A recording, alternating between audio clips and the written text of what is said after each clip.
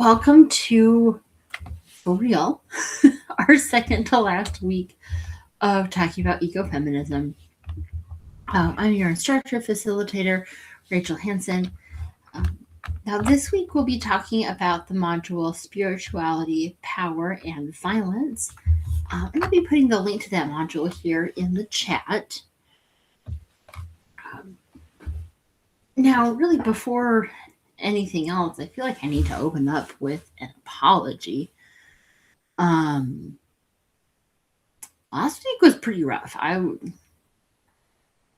not my best today, but for different reasons than last week. So I apologize for unexpectedly missing a week, but I'm really glad to be back here with all of you.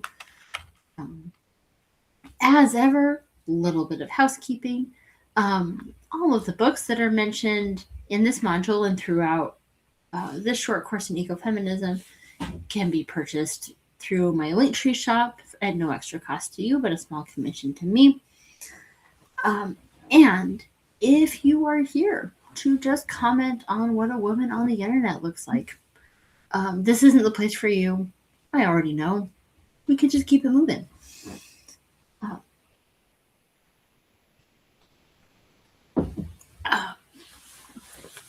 Now, this is our last real week of content. If you've been following along with the syllabus, you'll know that next week is really more of like a reflection conclusion. We won't be talking about anything new. And we're going to kick things off here with chapter 7 of Starhawk's Dreaming in the Dark. Now, this chapter is called Circles and Webs, Group Structures. Excuse me. And what I really appreciate about this chapter is the opportunity that it gives us to really sit with the idea and imagine what a social structure without hierarchy looks like. Now, Starhawk suggests to us a circle rather than a pyramid. And apparently we're in kindergarten and I'm using hand motions to signify shapes, but that's just how it goes down.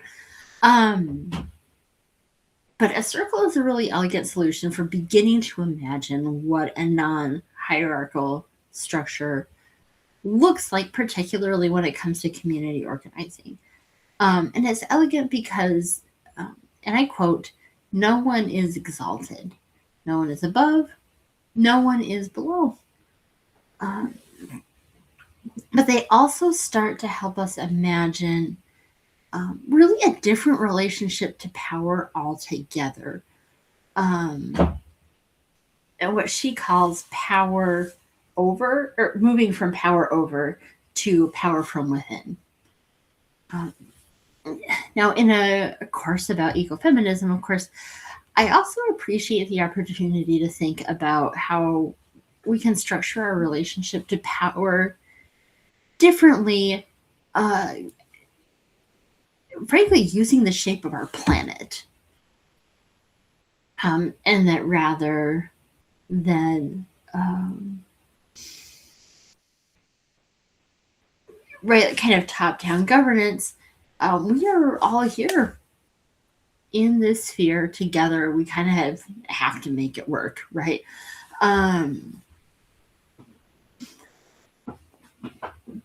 But it's not necessarily as simple as just saying, "Hey guys, figure it out." Now, I am a millennial, so a lot of the time I was told to just figure it out. But and sometimes that's good. Sometimes it can lead to some problematic solutions. But when we're talking about just figuring it out, we're not talking about the absence of a structure, right? That even within a circular governance structure of any kind, there are people that play roles within that. And she talks about roles like facilitator, vibes watcher, which Yes, really.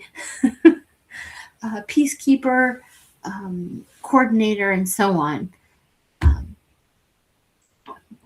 But also, she talks about how important it is to be self-aware for the shadow side of these governance structures. Oh, hey, good evening, Charles. Thanks for joining.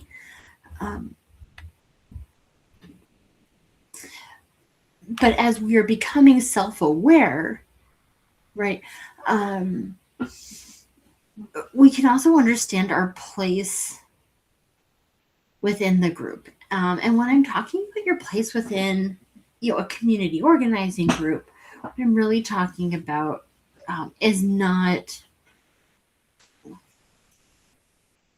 I hope you'll forgive me. I'm not talking about it in a demeaning sort of a way. I think often when we use the phrase "know your place,"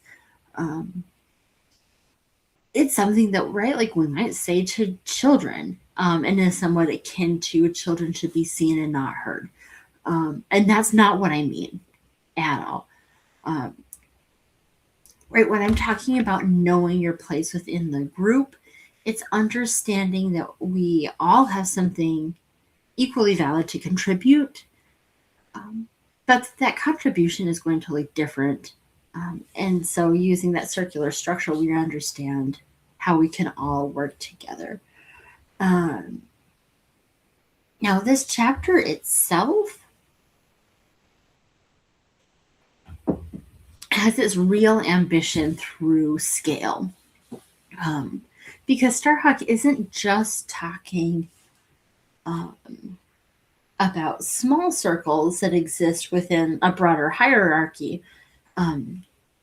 Right, she's talking about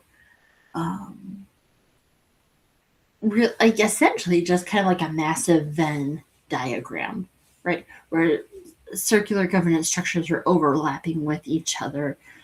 And there's really more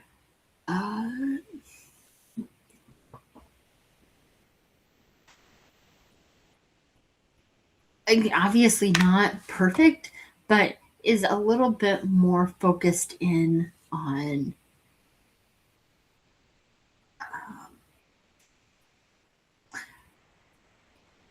working together in collaboration rather than this top-down governance.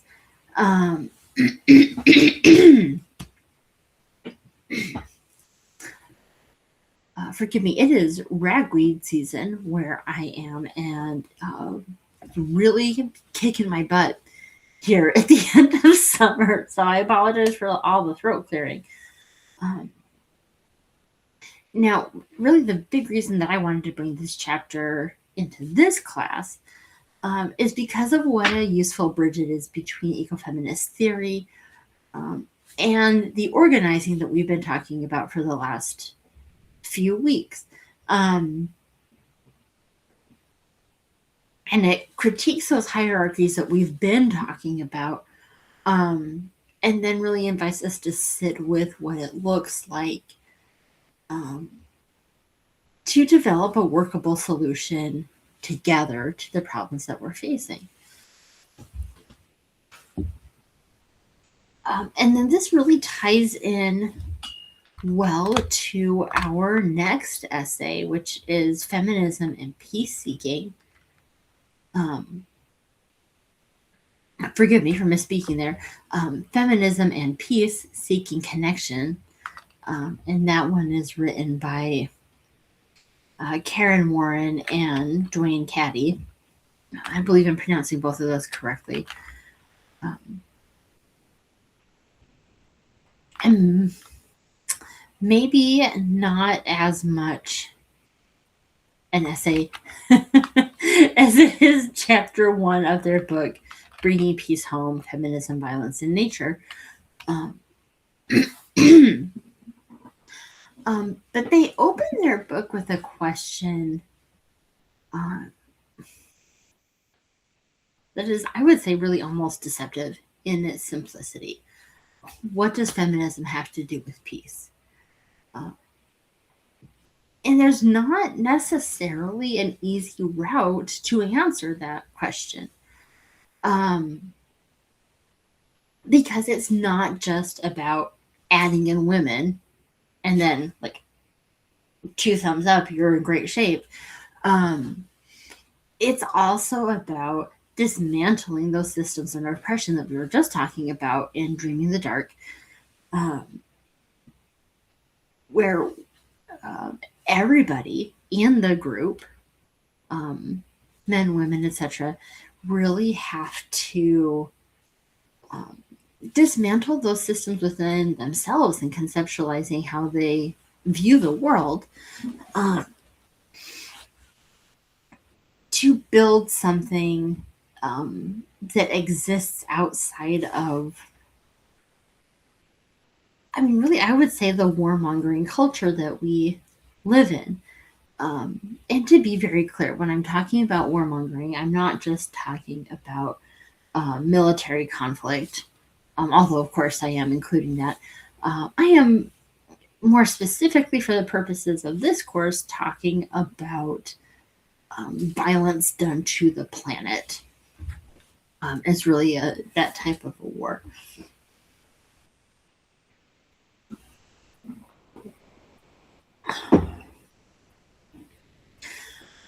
And so then they really spend a lot of time talking about how patriarchy and militarism aren't problems that are parallel to each other. And yes, we're continuing on with the hand gestures. They really are very similar problems to each other that are wearing different clothes, essentially. And really invites us to think about how our society is structured around these violent systems of oppression. And they spend then a lot of time talking about, excuse me,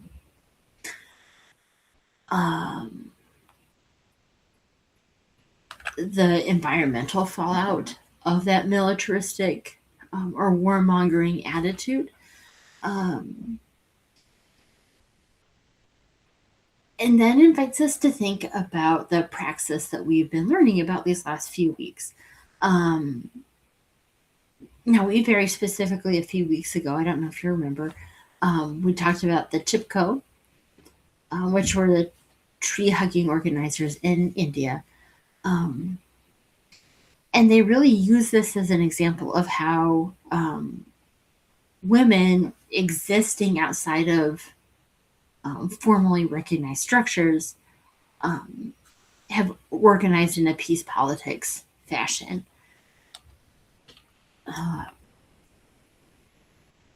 And I think what I really appreciate about what they're doing here is really kind of building that theoretical scaffolding so that you're stepping back and forth from the theory into the practical.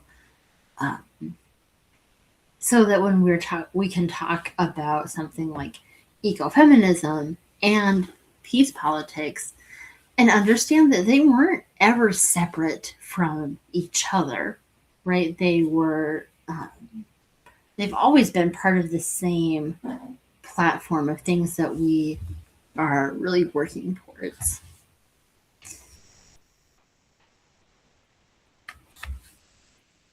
Now, one thing that I would really invite you to think about this week, and also moving forward, and I'm going to put it in the live chat too, is do you think that there's a cost to insisting a space is non-hierarchical or peaceful when those patriarchal power structures are still operating underneath? And of course, you don't have to answer right now or even comment, but it's just something to think about. Is there a cost? And if there is, what is it? And potentially, how can we minimize that through effective community building and communication?